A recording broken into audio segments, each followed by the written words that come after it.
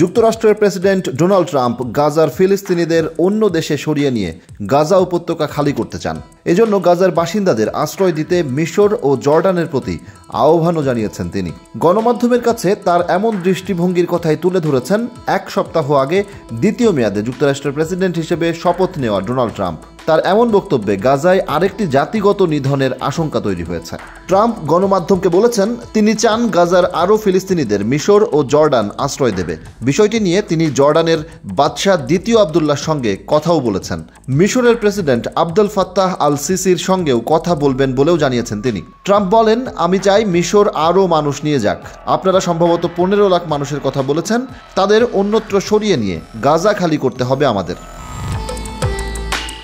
জর্ডানের বাদশার সঙ্গে কথা হয়েছে জানিয়ে ট্রাম্প বলেন, বাদশাহ দ্বিতীয় আবদুল্লাহকে তিনি বলেছেন, আমি খুশি হব যদি আপনি আরও বেশি করে ফিলিস্তিনিদের আপনাদের দেশে আশ্রয় দেন, কারণ গাজা উপত্যকা এখন সত্যিকার অর্থেই একটি ধ্বংসস্তূপে পরিণত হয়েছে। ট্রাম্প বলেন, গাজার এসব বাসিন্দাকে সাময়িক সময়ের জন্য অথবা স্থায়ীভাবে এসব দেশে সরিয়ে নেওয়া যেতে পারে। সত্যিকার অর্থে গাজা এখন একটি ধ্বংসযোগ্য, প্রায় সবই ধ্বংস হয়ে গেছে, মানুষ মারা যাচ্ছে। তবে ট্রাম্পের এমন মন্তব্যের তীব্র সমালোচনা করেছে গাজার সশস্ত্র প্রতিরোধ সংগঠন প্যালেস্টিনিয়ান ইসলামিক জিহাদ PIJ।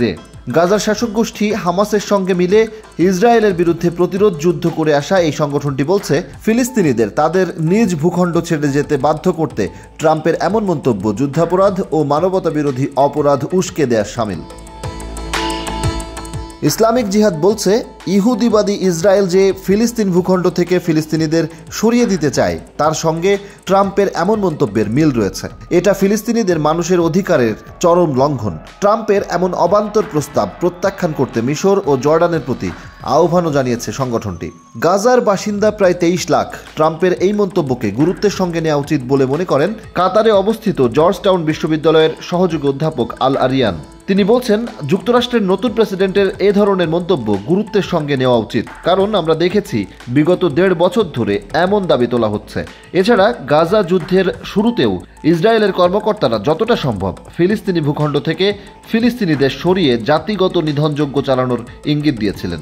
ইতিহাসবিদরা বলছেন, গাজা থেকে ফিলিস্তিনিদের অন্য কোথাও সরে যেতে বাধ্য করা হলে মহা বিপর্যয়ের মতো কালো অধ্যায়ের পুনরাবৃত্তি ঘটবে। 1948 সালে ফিলিস্তিনের ভূখণ্ড দখল করে ইসরায়েল রাষ্ট্র প্রতিষ্ঠার সময় লাখ লাখ ফিলিস্তিনিকে ঘরবাড়ি ছেড়ে অন্যত্র যেতে বাধ্য করা হয়েছিল।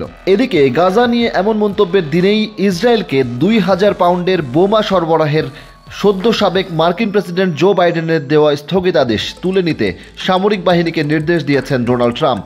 এ বিষয়ে ট্রাম্প বলছেন, এমন অনেক জিনিস যা ইসরায়েল চেয়েছিল, অর্থও দিয়েছিল, কিন্তু বাইডেন সরবরাহ করেননি। একই দিনে এমন দুটি ঘটনা আবারও সন্দেহকে স্থায়ী বিশ্বাসে রূপ দিয়েছে। তার মানে গাজার নিধনযজ্ঞের যে মূল ষড়যন্ত্র সেটি যে এখনও চলমান আছে তা বলার অপেক্ষা রাখে না।